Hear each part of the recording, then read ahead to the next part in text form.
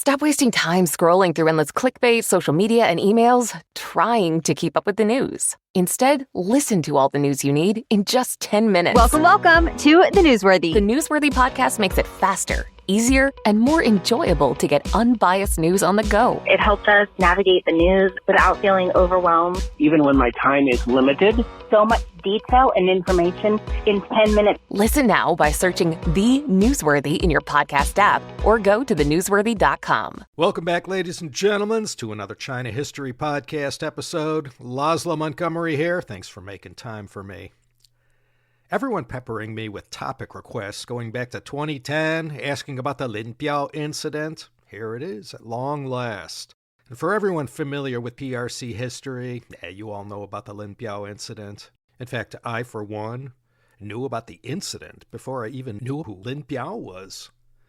We know so much about the events of September 12th and 13th, 1971, but what actually happened at the most secret moments and with Lin Biao himself? We're still guessing 54 years later as I record this. It very well may be that the most popular and widely accepted narrative about what happened that day was probably what happened. I mean, maybe some details are missing and we're left to speculate. Hey, some secrets, where the government or a regime's credibility is at stake, you gotta do what you gotta do. Well, the Lin Biao incident, or Lin Biao affair, or the 9/13 incident, since it happened on September 13th, it's a great story. If you already know it inside out or haven't heard it for a long time, listen once more. And if you have no idea who Lin Biao was, nor the incident, which bears his name, you're in for a treat.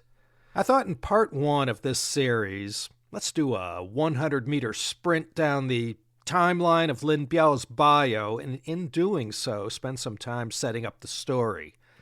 Then in part two, we'll look at the main event. So let's dim the lights and look at Marshal Lin Biao's life up to 1949 and gain an understanding of who he was and get some context. It was a very high bar to have been selected by Mao Zedong in 1955 as a Marshal of the People's Republic. He only gave it to 10 men.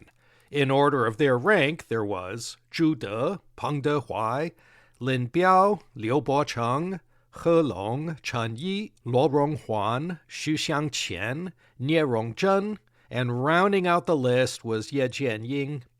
Those were the 10 who led the PLA that defeated the nationalist armies despite all the backing the nationalists had from you-know-who. Yeah, 1955. That was a good year for Lin Biao. He also got his name added to the Politburo along with Deng Xiaoping. So Lin Biao, he ranked third in this pantheon of military greats, immortalized as the 10 Yuan Shui, or marshals. Lin was the youngest of the 10. On the Republic of China side, other than Chiang Kai-shek, who was a Da Yuan Shui, there was only Lu Rongting and Tang Jiyao. The long and winding road that led Lin Biao to this door began in the city of Huanggang, where Lin Biao was born on December 5th, 1907. This city is the next metropolis downriver from Wuhan in Hubei province. His family moved to Shanghai in 1919, right when the May 4th movement was taking off. And though only 12 at the time, living in a city like Shanghai, it wasn't unusual that he became a rebel looking for a cause and gravitated towards the various protest movements. He joined the Chinese Communist Party early. The party was established July 1921. Lin Biao joined a Communist Youth League-sponsored organization, aged 18. And when the May 30th movement erupted in 1925, he was present in Shanghai and took part in that event. And in a fateful decision in 1925, he enrolled as a cadet at the newly established Whampoa Military Academy that had Chiang Kai-shek as the principal and Zhou Enlai in the political department. This was during the first of the two ill-fated united fronts that forced these unlikely bedfellows, the KMT and CCP, to join together. He graduated in 1926 and saw action in the Northern Expedition and in the August 1927 Nanchang Uprising. Age-wise, Lin was junior to the main leaders. 14 years younger than Mao, 9 years younger than Zhou Enlai, and Zhu De, he was the granddaddy of these Communist Party revolutionaries, born in 1886, which made him 7 years older than Mao. Well, they both died in the same year, though. Lin started off as a young up-and-comer under Zhu De during the Jinggangshan years. Early, he notched up a couple wins, and back then, Zhu and Mao were equals in the party. And after the twin disasters of the Shanghai Massacre and the Nanchang Uprising, the surviving communists all scattered. And here is where Lin tied his skiff to Mao and his Fourth Red Army. It was during the Jiangxi Soviet years, 1931 to 34, fighting off Chiang Kai-shek's encirclement campaigns, that Lin established himself. By 1932, he not only succeeded Zhu De as commander of the 1st Army Corps, he joined the top party leadership, trying to stay alive, hiding in the mountains on the Jiangxi-Hunan border. Mao peeled Lin Biao away from Zhu De, and from that moment, all the way up to the 1970 Lushan plenum, Lin Biao was a faithful Mao Zedong supporter. Back then, Mao was just one of a few leaders contending for control of the party and the military. But we all know Chiang Kai-shek's 5th attempt at dislodging Mao and his followers on Jinggangshan in 1934 did the trick, and they all had to file out of Ruijin and begin the long march to Yan'an. Lin Biao remained in command of the 1st Red Army Corps, whose main job was to guard the leadership and serve as the tip of the spear in their trek north. A 30-year-old Lin Biao led the troops that in 1935 captured the city of Zunyi in Guizhou province. That was the site of the historic Zunyi Conference that put Mao back on the top of the party and the military. You'll remember this was right when Mao was having his power struggle with Zhang Guotao, and at this most crucial and decisive moment for Mao Zedong, once again Lin Biao proved his loyalty. And by the end of the Long March in October 1935, the Mao-Lin bond was ironclad. And when they made it to Yan'an in 1935, Lin headed up the Red Army Academy. Then on July 7th, 1937, the Japanese invasion of China commenced and World War II in the Pacific began. You'll recall in the First United Front against the Japanese, the Communists created the 8th Route Army, and the Nationalists had the new 4th Army. And together, these two frenemies were going to take the fight to the Japanese military. The 115th Division of the 8th Route Army was headed up by Lin Biao, and on the 25th of September, more than 2 months after Japan launched their invasion, Lin's greatest moment came when he led forces that defeated the Japanese army at Pingxingguan in northeast Shanxi province, just to the south of a portion of the Great Wall. When Lieutenant General Itagaki Seishiro and his troops arrived there, Lin's army was lying in wait and ambushed the Japanese, inflicting a nasty defeat. Talk about a morale booster. This was the first time the Chinese had drawn Japanese blood in this war that would grind on for 8 more years. The victory at Pingxingguan was covered in all the papers and gave Lin Biao a little bit of shine on the world stage. Then in March 1938, tragedy befell Lin Biao when he was accidentally shot in the head by a nationalist soldier who mistook him for a Japanese officer.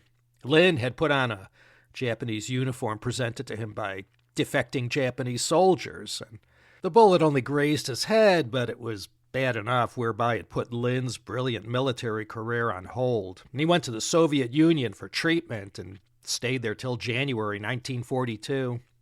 Also in 1942, Mao made fast work of Wang Ming and the 28 Bolsheviks faction during the Yan'an rectification movement. And once again, Lin Biao, back from Russia, lined up on Mao's side over his opponents. You'd think with all that time spent in Russia that Lin Biao might have lined up with the Wang Ming faction, but he remained a solid supporter of Chairman Mao. So, fast forward to August 1945, the two atomic bombs expedited the conclusion of the war in the Pacific. Japan was defeated, and following the delusional attempts by Uncle Sam to get that vinegar and oil to mix evenly, the Chinese Civil War erupted in full force, and once again, Lin Biao rose to the occasion. And in October 1945, he led more than 100,000 troops into Manchuria. And by the end of the year, that number would swell to over 250,000 men under his command. November 1948, Lin Biao scored a big win with the success of his Lushan campaign. And by the time that was over, all of Manchuria was controlled by the communists. And with over 1 million troops under his command, Lin's 4th Field Army was the most powerful and victorious army. November 1948 to January 1949 came the Ping-Jin campaign that put the rest of North China in PLA hands. It was another major feather in Lin Biao's cap. Well, by the spring of 1949, Mao and the communists went in for the kill. Lin Biao's troops took Wuhan, Hunan, and by October, Guangzhou. It was already over for the nationalists. But 2 months after Mao had his great moment on the Gate of Heavenly Peace, Lin Biao was still down south, mopping up. November 22nd, his forces took Guilin, and less than 2 weeks later, the Guangxi capital of Nanning fell. And Lin didn't stop there. They still had Hainan remaining to be liberated, and that came on April 26th, 1950. So, it was all over, and Lin Biao came out of the war a hero.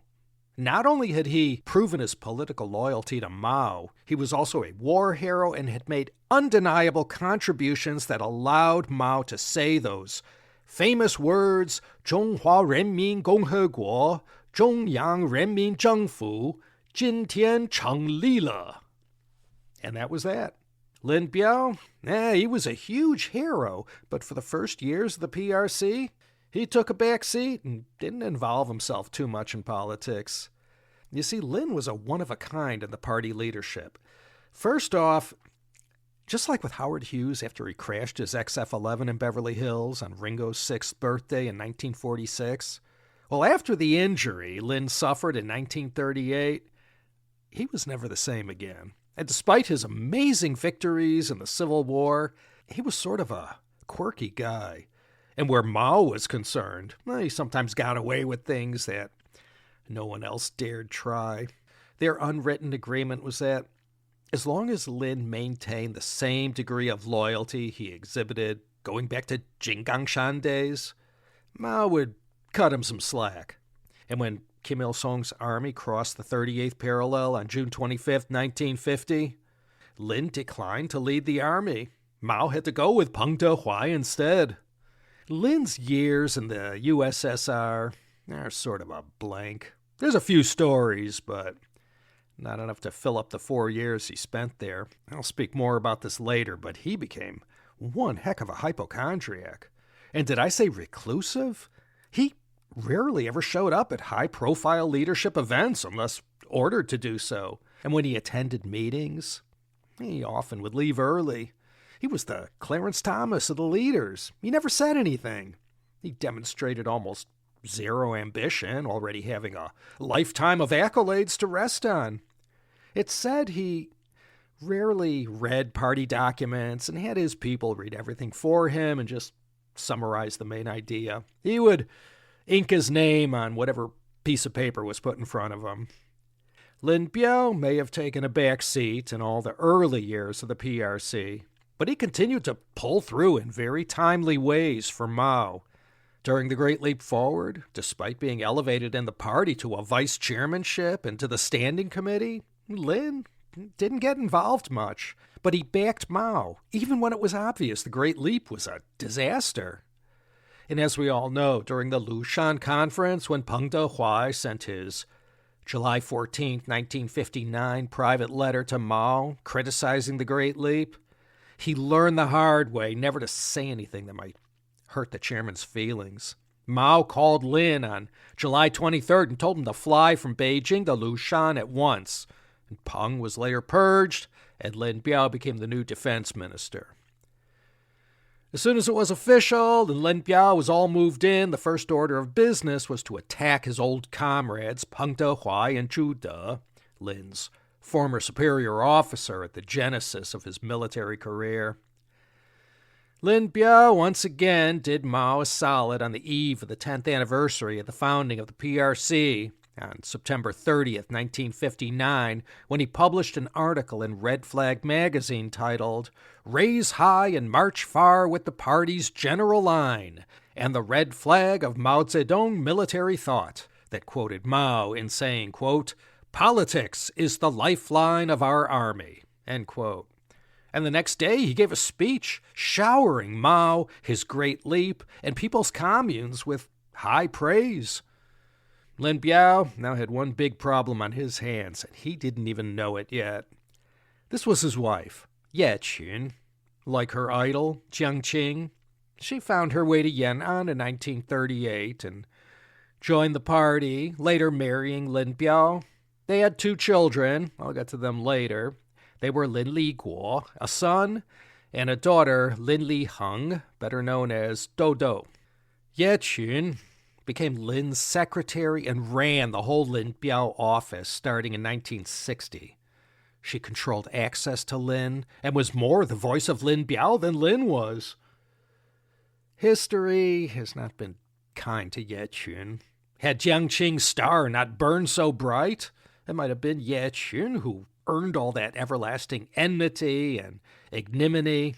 She, too, ruined a lot of people's lives, and unlike her husband, she enthusiastically embraced party politics. And all sources that I read concurred she took advantage of her husband's mental infirmities and idiosyncrasies and routinely deceived him, manipulated him, and always kept him uninformed about matters that he needed to know about. As the new defense minister, Lin kept busy.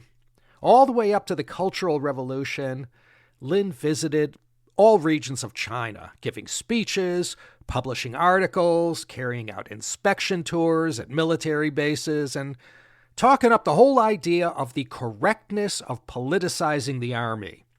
He had a few medical setbacks, but was able to remain a player in these desperate times. And end December 1961, at the tail end of the Great Chinese Famine, Lin began prepping for the 7,000 cadre conference between January 11 to February 7, 1962. This was the meeting where Mao had to make a self-criticism. Well, tens of millions of people died as a direct result of his policies, so maybe that was the least he could do. But Lin, with everyone dumping on the Great Leap, he went and praised it and told everyone, despite what they were saying, everything was going to turn out fine for the country, and he gave Mao Zedong a lot of face. That previous summer of 1961, with Mao's share price trading at a historic low, Lin Biao had written in the Liberation Army Daily that Mao Zedong thought was the highest manifestation of Marxism-Leninism. And as we all know from past episodes, Mao took a step back and let Liu Shaoqi and Deng Xiaoping to lead the efforts to clean up his mess, and we all know where that ultimately led. In 1965, Mao must have been feeling invincible after Lin published his essay, "Long Live the Victory of People's War." Lin was also an active promoter of the export of Maoism to overseas markets. By October of that year, Mao wasn't mincing any words about his dissatisfaction with the party's center. In May, the rank system was abolished in the PLA, and Chairman Mao, by this time, on the eve of the Cultural Revolution, couldn't have been more pleased with Lin Biao. Ever since he replaced Peng Dehuai with Lin, things were looking up for Mao. And thanks to Lin Biao's efforts, the PLA, by then, it was safe to say, was fully indoctrinated. How well they might do in the heat of battle remained to be seen, but when it came to quoting Chairman Mao, they were unstoppable. Lin had written the intro to the first edition of the 4-volume selected works of Mao Zedong, and in May 1964, the General Political Department published the first edition of the Little Red Book, Mao Zhuxi Yu Lu, the quotations of Chairman Mao, over 1 billion copies in print, including the one in my office. Lin Biao once called the Little Red Book, quote, a spiritual atom bomb of infinite power. On November 10th, 1965, Yao Wenyuan wrote the famous article in the Wenhui Bao criticizing Beijing Vice Mayor Wu Han's 1961 play, Hai Rui Dismissed from Office. And in the blink of an eye, people began to fear for their lives. They knew who they were. Mao had called Lin down to Hangzhou early December and filled him in on the purge that was going to happen. He furthermore let Lin Biao in on the secret that he was going to be made the chairman's successor. May 29, 1966, the first Red Guards appeared at Tsinghua University. And not very long afterwards, it was Pao Da Si Ling Bu and Zhao Fan You Li. The bonfire started by the Red Guards at Tsinghua by October 1966 had spread far beyond Beijing to the entire country. And at the 11th plenum of the 8th Party Congress in August 1966, all Mao's rivals, or perceived rivals, and a few of Lin's too, were on their way out. August 24th, 1966, Lao She committed suicide. Song Qingling, Madame Sun Yat-sen herself, such a historic and dignified person as that, even she was getting pushed around by Red Guards. People were killing themselves. The worst Cultural Revolution atrocities took place during this active part of the Cultural Revolution that carried on into 1967. Now, I don't want to step all over Drew Smith's toes and his Great Proletarian Cultural Revolution podcast, so, I won't dredge up too much GPCR history. But where the subject of this episode is concerned, if Mao was going to go to war with his comrades in arms who fought the revolution with him, he had to ensure the power that grew out of a barrel of a gun was in his hands. That's what he needed Lin Biao for. Going back to Jinggangshan, Lin had always been there for him. With Lin and the new and improved, fully indoctrinated PLA on his side, Mao had nothing to fear. Lin's unflinching loyalty to Mao and having the PLA in his back pocket was all Mao needed to do what he was about to do. And one of Lin Biao's gimmies in exchange for accepting Mao's offer was the takedown of his biggest rivals in the military, Luo Ruiqing and He Long. Luo was a Lao Ge-ming and a veteran of many Communist Party battles, both militarily and politically. Mao thought very highly of Luo Ruiqing, but for the sake of a higher objective, he allowed him to be purged and hounded by the Red Guards to the point of attempting to commit suicide in March 1966. Ye Qun, Mrs. Lin, she led the mob that stomped all over Luo Ruiqing. And with Jiang Qing unchained and joined at the hip with Lin, Ye Qun, and her other leftist party allies, it was time to weaponize a few party organizations. But this time the guns were aimed at the party itself. Scores were settled, some of which that had been festering since the 1930s. Once again, I want to mention, don't go blaming Jiang Qing, Madame Mao, for everything. Madame Lin Biao was in lockstep with her, and she, too, was no less petty-minded and sadistic. While Beijing burned, metaphorically that is, Mao secluded himself in Hangzhou and waited till the ruins were smoldering, and then he made his triumphant return to the capital, staged all his big rallies at Tiananmen, and unleashed the full destructive might of the Red Guards. On August 18, 1966, Lin Biao got to stand on the podium next to Mao and scream out to the masses to smash old culture. So that stuff we're all familiar with. Again, if you can't get enough GPCR antics, go try out Drew Smith's podcast. I'll have a link to it at the show notes. There's also my 8-part series from years ago. Nothing much new discovered since that came out in 2014. Lin Biao was Mao's shining star, and even a previously reclusive and sickly soul such as Lin seemed to be enjoying the limelight. And after the July 1967 Wuhan incident and the military pushing back on the leftists, it meant that Mao had to rely on Lin Biao even more to root out all the Chen Cai-daos in the army.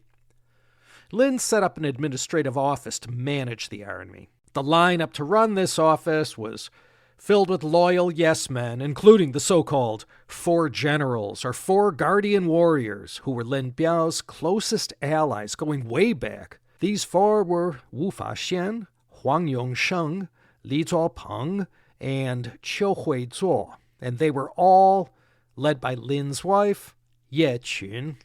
Well, let's get to the incident. I think you got the main picture. All the famous violence and retribution meted out in 1966 and 1967 were still burning quite hot into 1968.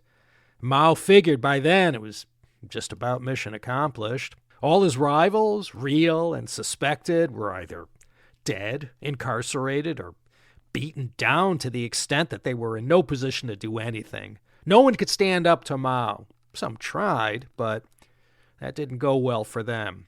His marshals will try and use their combined gravitas and dignitas to push back on Mao in February 1968, but Mao made fast work of them, with a little help from his friends in the Cultural Revolution group. And with the opposition crushed and cowed like they were, Mao felt that now was the time for a party congress. It had been a dozen years since the last one in September 1956. This 9th Party Congress of April 1969 was a veritable dream team of the top leftists in the party. Emerging on top were Lin Biao, Zhou Enlai, Chen Boda, Kang Sheng, and for all their efforts, Jiang Qing and Ye Qun were also admitted to the Politburo. And proving flattery will get you everywhere, the cherry on top was that Lin Biao was written into the Constitution as Mao's chosen successor. There's a dispute regarding Lin's ambition and how much he was aiming for such a posting as this. One noteworthy point of contention insists Lin Biao was an ambitious, power-hungry politician who couldn't wait for Mao to go naturally. Others maintain this position was forced on him, and he accepted it because there was no other alternative. One of Mao's famous shticks was to talk to you in interrogative sentences, but if you were familiar with the chairman, they were actually declarative sentences. Mao had something up his sleeve, and he needed Lin Biao to pull it off. As Mao's number 2, his primary responsibility was to make number 1 look great, and Lin, despite all his well-known shyness and peculiar quirks, was actually quite pleased with himself and seemed to embrace all the new adulation and shine. Mao didn't like it that Lin was sometimes a bit of a ham and stole a bit of Mao's shine, but for all the value Lin Biao provided Mao, he continued to give Lin Biao plenty of slack. Lin Biao was surrounded by enemies. Zhou Enlai was never a close ally, and the Cultural Revolution group, led by Madame Mao, Kang Sheng et al., though BFFs in the beginning, were no friends of Lin either. Jiang Qing and the Lins had a falling out in 1968. To the last man and woman, this cast of well-known characters were always grasping for power and Mao's favor, all the while sniping at each other. Lin was a military man, not a politician. He didn't know it yet, but he was way in over his head. And I'll tell you, it didn't take long for Lin Biao to get attacked in this nest of vipers he found himself in. The fun part for Lin came to an abrupt end at the second plenum of the 9th Central Committee held at Lushan, the very location where 10 years before Peng Dehuai met his undeserved demise. Now it was the turn of this rather hateful post-purge group of radical Politburo members to get a taste of that for themselves. The famous showdown occurred at Lushan between August and September 1970. This historic location in Zhejiang, northern Jiangxi province, where the Yangtze River flows past Lake Poyang, was a place that had witnessed so much Chinese history, going all the way back to the Jin dynasty of the 4th and 5th centuries. Ever since Liu Shaoqi was purged on Halloween 1968, his position as president of China had been left open. Well, we say president because he was the head of state, but in China, the office of president was called the Guojia Zhuxi, or state chairman. Lin wanted this post. Hey, it coordinated well with all his other honors and positions he held. State chairman, it was only a ceremonial position, and there were no executive powers. But serving in this role as state chairman, it would put Lin one notch higher on the top leadership totem pole, ahead of the current number 2 man, namely Premier Zhou Enlai. Being Mao's successor and all, why shouldn't Lin be handed this post? But Lin knew, and everyone else knew, before he went and pulled a Mao Sui Zijian recommending himself for this post. He, of course, first suggested to Mao that he fill this vacant spot. Lin figured once Mao refused it, as he knew he would be passed to him. One major question raised, and it's another one of those mysteries from this time that later scholars have pointed to. Did Lin Biao really want this position, or was he being manipulated by his wife? Even to this day, experts are divided on this matter. Many believe for such a reclusive, apolitical, hypochondriac who hated foreigners, why would he so desire this position that had as one of its main functions meeting with lots of foreigners and the occasional overseas travel? Most of what I read was that Lin Biao was not at all a well man and in no position to be in the position he was in. Many blame Ye Qun and her ambition that knew no bounds and her mastery at manipulating her husband through the control of the Lin Biao office and filtering whatever got seen and signed off on by Lin. How much was he left in the dark? We don't know that either. Things in Lushan did not go as planned. After Lin made his move and suggested Mao fill the empty spot, Mao did not hesitate and said, forget about it. The post is useless and he wanted nothing to do with it. Chairman of the party, head of the Central Military Commission, were the only leadership positions that mattered, and he already had both of them. Then to Lin Biao's horror, and no doubt Ye Qun's as well, Mao said the post should simply be abolished. Well, poor Lin Biao. In looking back on this moment in time and the consequences that followed, we all know he should have just backed down and dropped the idea. But Lin and his proxies, Chen Boda most of all, kept pushing and insisting, and finally Mao had to bang the table and say enough already, subject's closed. Then to make matters worse, the subject of Mao's genius was then put on the table for discussion. It was more of building Mao up with flattery and words of praise written into the Constitution. Chen Boda was Mao's former secretary and a top political theorist in the party. He was also chairman of the Cultural Revolution Group. Yeah, he pushed this whole genius matter too far, and Mao put a quick end to that whole discussion too, seeing right through it. Chen Boda had bet the bank on Lin Biao and had become his closest ally.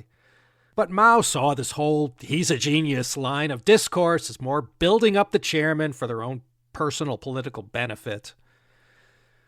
Maybe at this point, after all that had happened since 1966, he finally woke up to the venality of the monsters he created. But he quashed the whole discussion of his genius, and before he knew it, old Chen Boda was being called a sham Marxist by Mao, and for good measure, Chen was stripped of all his positions, and by 1973, he was branded a revisionist secret agent, and his career went into the ground nose first on Afterburner. That Lushan plenum did not go well for Lin. All those years going back to the Jiangxi Soviet days, he had been there for Mao. In the wake of the Great Leap Forward, when Mao saw his power slipping, Lin Biao delivered the essential military backing that allowed Mao to make a comeback and more easily vanquish his political enemies. But now an exasperated Mao Zedong, perhaps tired of all the factional struggles going on right in front of his eyes, and with time running out, though he didn't know he still had 6 years to go, here's where he soured on Lin Biao and began to suspect his close comrade in arms was looking to seize the throne, so to speak. And just as cats have incredible hearing, being able to hear from 48 hertz to 85 kilohertz, so Mao had an incredible sensitivity to anyone threatening his personal position or showing too much favor to someone other than himself. And Mao's spidey sense was telling him Lin Biao needed to be taken down a few notches and learn his place. You know, not long after the Ninth Party Congress, when Lin was named Mao's successor, he initiated this famous Number 1 order in mid-October 1969. With one single order, he put the entire army on combat readiness, moved all the marshals and leaders to safe locations, and called for a lot of mountains to be moved. It was a drill, but then again, China was in the middle of its border war with Russia at that time, so it was a good time to carry out such an exercise. But Mao didn't like it that Lin went ahead and ordered such a thing without checking with him first. At the time, he filed the thought away. Now, it all made sense. Well, to Mao, at least. Again, the same old argument that so many believed to be true. This was so un-Lin Biao-like. Let me read to you an excerpt from Li Zhisui's controversial book, The Private Life of Chairman Mao. I know the book has been discredited 6 ways to Sunday, and there's some valid inconsistencies, but no one could prove his words were false. He was Mao's personal physician, and for those years that he served the chairman, Li Zhisui got to see a lot. Here's what he said about Lin Biao when he saw him in August 1966. Quote, Lin Biao was sick, and Wang Dongxing wanted me to go with him to visit Lin at his residence in Maojiawan.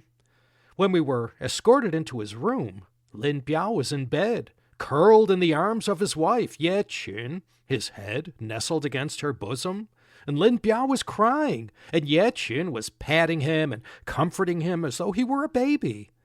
In that one moment, my view of Lin Biao changed from bold and brilliant military commander to troubled soul unfit to lead. While we were waiting, Ye Qun told me about her husband. Lin Biao was still so afraid of wind and light that he rarely went outside, often missing meetings. His fear of water was so extreme that even the sound of it would give him instant diarrhea. He would not drink liquids at all. Ye Qun made sure he received liquids by dipping steamed buns in water and feeding them to her husband. That and the water and food were the only liquids he got. End quote. And I looked it up. Anchorophobia, also called anemophobia, extreme fear of wind or drafts. It causes panic attacks and leads some people to never go outside. And fear of water, aquaphobia, pretty common. So there's a lot written about this and that it severely impacted Lin Biao's personal behavior and maybe shed some light on why he was so reclusive and rarely attended the events that leaders were expected to attend. For a while, though, after being named Mao's successor, he reveled in the spotlight. It said Jiang Qing was the same way, a hypochondriac of the highest order. But once she got into politics and Mao gave her some power, she became the healthiest person in China. But all that aside, a lot of comrades and people who knew Lin Biao or knew people who knew Lin Biao mentioned he had his phobias, and that might have been one of the reasons for being so invisible despite his leadership rank. Well, this Lushan plenum ended on September 6, 1970. Lin didn't know it at the time, but in a week he was going to start his final year of life. And Mao made sure it was the worst year he ever had. And I think this is where I will leave you hanging. We'll pick up next time in part 2 and look at what happened in the wake of the Lushan plenum. Now, I don't want to taunt anyone or fill you with feelings of FOMO, but Patreon and CHP Premium supporters heard part 1 and part 2 back in February, a good 2 months ago, ad-free too. Just saying, you might want to consider. Okay, enough of the PSAs and blatant panhandling. Thanks for listening, everyone. This is Laszlo Montgomery, signing off from Los Angeles, California, inviting you back once more with feeling for another exciting episode of the China History Podcast.